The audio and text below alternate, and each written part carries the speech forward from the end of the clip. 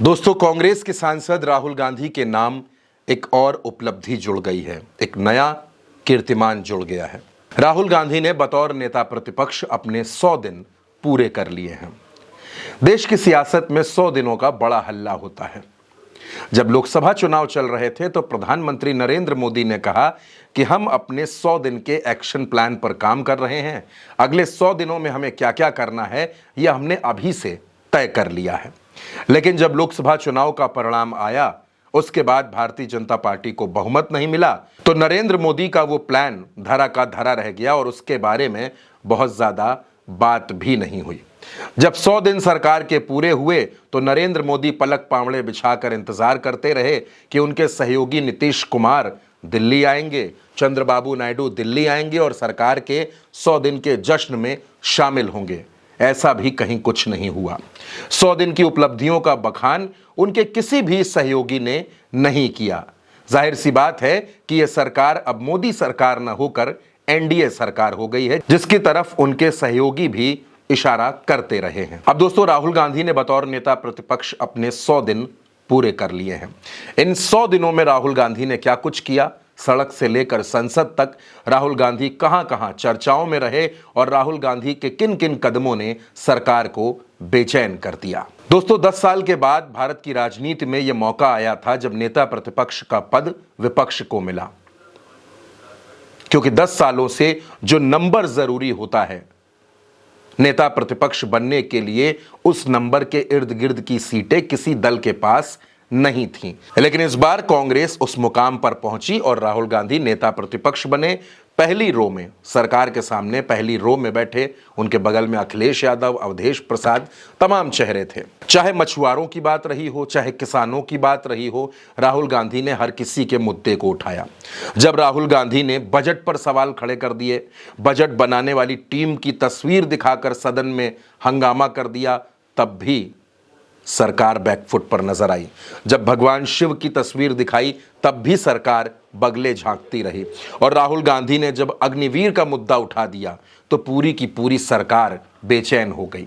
राहुल गांधी के भाषण के बीच में कभी राजनाथ सिंह उठते, कभी अमित शाह खड़े होते, कभी अश्विनी वैष्णव खड़े होते, तो कभी खुद नरेंद्र मोदी खड़े होते। नरेंद्र मोदी को यहां तक कहना पड़ गया कि सदन चलने नहीं दिया जा रहा। अमित शाह को लोकसभा स्पीकर से संरक्षण मांगना पड़ गया। नियमों के ऊपर जाकर उनको रियायत दे रहे हो माननीय, हमें संरक्षित करिए, ऐसे नहीं चलता है। प्रधानमंत्री को कहना पड़ गया कि प्रधानमंत्री को बोलने नहीं दिया जा रहा। अब दोस्तों, आप समझ सकते हैं कि पिछले 10 सालों में जिस तरह से नरेंद्र मोदी और अमित शाह ने देश की सरकार चलाई, 10 साल बाद सिर्फ नेता प्रतिपक्ष का पद कांग्रेस के पास जाते ही गुजरात लॉबी बेचैन हो गई। इस दरमियान राहुल गांधी कई लोगों से मिले। राहुल गांधी संसद के अंदर भी मिले और संसद के बाहर भी मिले।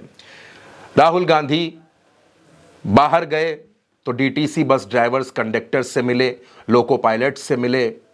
कभी कैब ड्राइवर के परिवार के साथ उन्होंने नाश्ता किया, उनसे मिले। तो कभी किसी मोची की दुकान पहुंच गए और पहुंचे ऐसा कि बाद में उसको तोहफा भी दिया। यानी दोस्तों, राहुल गांधी ने नेता प्रतिपक्ष बनने के बाद अपनी छवि को, अपनी इमेज को और ज्यादा मजबूत किया। उसके बाद राहुल गांधी के तेवर देखने को मिले हरियाणा के चुनाव में। हरियाणा विधानसभा चुनाव में राहुल गांधी ने अपनी पूरी ताकत दिखाई और अब राहुल गांधी महाराष्ट्र में अपनी ताकत दिखा रहे हैं। राहुल गांधी के भाषणों के सामने कई बार सरकार असहज हुई और राहुल गांधी ने पूरे तेवर के साथ अपनी बात रखी।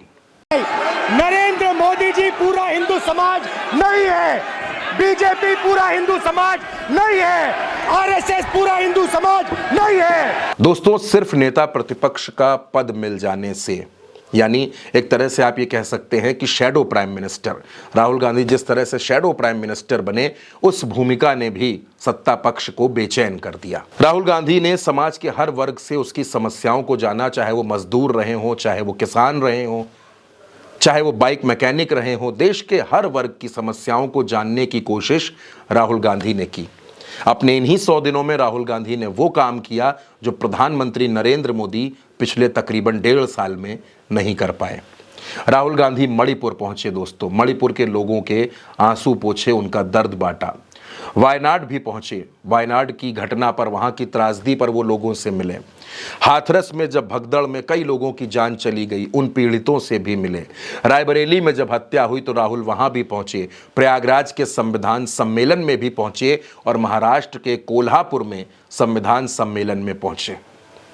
छत्रपति शिवाजी महाराज की प्रतिमा गिरी, खूब सियासत हुई, लेकिन राहुल गांधी ने छत्रपति शिवाजी महाराज का बिल्कुल अलग सम्मान किया और कोल्हापुर में उनकी प्रतिमा का अनावरण भी कर दिया। आज की तारीख में दोस्तों राहुल गांधी बेहद मजबूत है और विपक्ष के वो चेहरे बन चुके हैं जिसके सामने आने में सत्ता पक्ष घबराने लगा है। प्रधानमंत्री नरेंद्र मोदी भी बगले झांकने लगे हैं। राहुल गांधी ने बार बार कहा कि उन्होंने सरकार का, नरेंद्र मोदी का कॉन्फिडेंस खत्म कर दिया है। चुनाव में नरेंद्र मोदी जी की कॉन्फिडेंस को इंडिया गठबंधन ने खत्म कर दिया। राहुल गांधी ने बार बार कहा कि प्रधानमंत्री नरेंद्र मोदी मेरा सामना नहीं कर सकते क्योंकि वो सवालों से डरते हैं। आपके प्रधानमंत्री की कॉन्फिडेंस को हमने उड़ा दिया। मतलब आपके प्रधानमंत्री भाषण में आ ही नहीं पा रहे। और मैं आपको एडवांस में बता देता हूं, मेरे भाषण में कभी नहीं आएंगे। राहुल गांधी ने अपने इन्हीं 100 दिनों में नरेंद्र मोदी को इतना मजबूर कर दिया कि वो नरेंद्र मोदी जो लोकसभा चुनाव में खुद को नॉन बायोलॉजिकल कहते थे, वो नरेंद्र मोदी हरियाणा चुनाव आते आते खुद को ये बताने लगे कि वो अति पिछड़ी मां की कोख से पैदा हुए हैं। ये लोग दिन रात मुझे गालियां देते हैं। अब हमारे मुख्यमंत्री जी, सैनी जी को भी गालियां देते हैं। हमारा और कोई गुनाह नहीं है। हमारा गुनाह यही है कि हम ओबीसी अति पिछड़ी मां की कोख से पैदा हुए हैं, इसलिए गालियां दे रहे हैं। दोस्तों राहुल गांधी ने पिछले 2-3 सालों में अपने आप को बहुत बदला है और इस बात को कई लोग मानने लगे हैं। प्रशांत किशोर जो राजनीतिक विश्लेषक हैं वो भी राहुल गांधी की तारीफ कर रहे हैं और सैफ अली खान जो फिल्म एक्टर हैं वो भी राहुल गांधी की तारीफ कर रहे हैं। अब आने वाले वक्त में राहुल गांधी कितना मजबूत होंगे और कितनी मजबूती के साथ वो जनता के मुद्दों को उठाएंगे, सत्ता पक्ष से सवाल पूछेंगे, नरेंद्र मोदी की सरकार को घेरेंगे, ये भी आने वाला वक्त बताएगा। फिलहाल ये वीडियो आपको कैसा लगा, अपनी राय जरूर दें और राहुल गांधी के 100 दिनों के इस कार्यकाल को आप कैसे देखते हैं, अपनी राय कमेंट बॉक्स में जरूर दीजिएगा।